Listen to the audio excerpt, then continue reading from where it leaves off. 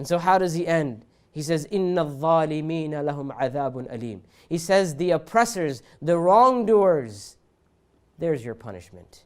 Right here. There's a painful punishment. The zalimeen. And you think to yourself, zalim?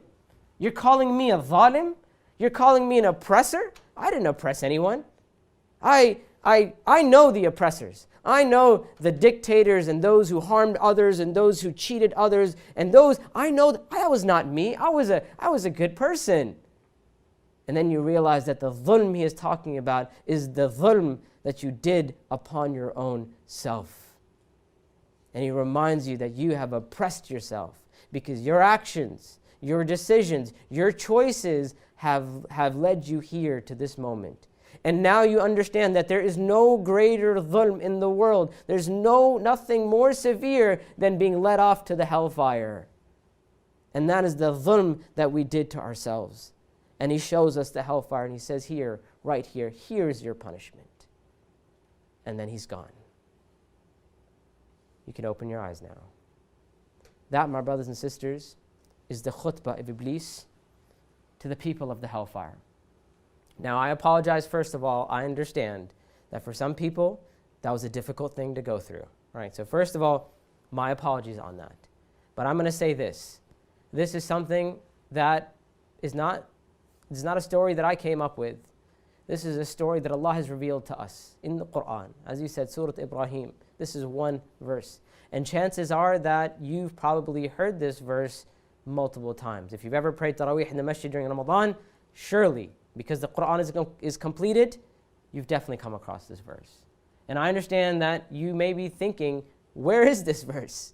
Right? Some people, they're like, I've never heard this before. This is in the Quran. You have heard this before. But how many times have you really thought about this verse the way you thought about it right now?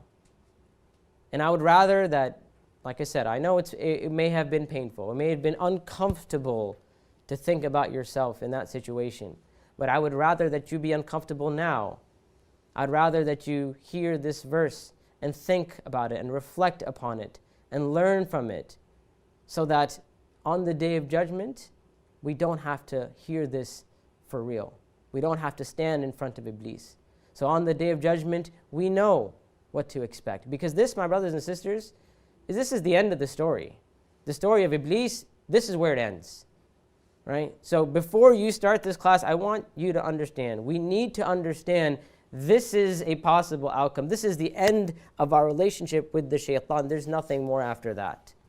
And the purpose of this seminar is that we never have to hear this khutbah from Iblis himself. That we hear it once, twice, over and over and over again, so that we may protect ourselves. And that is what this seminar is about. This is not the information that I'm providing to you. This is like, I often say, this is not stuff that I just came up with on my own.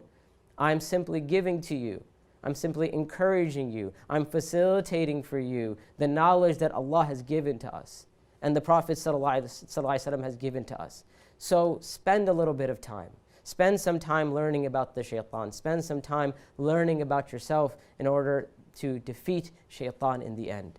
And we ask Allah subhanahu wa ta'ala to protect us from the shaitan. And we ask Allah subhanahu wa ta'ala to help us learn this knowledge and apply it in a way that is beneficial for us. Allahumma ameen. Subhanaka Allahumma wa bihamdik.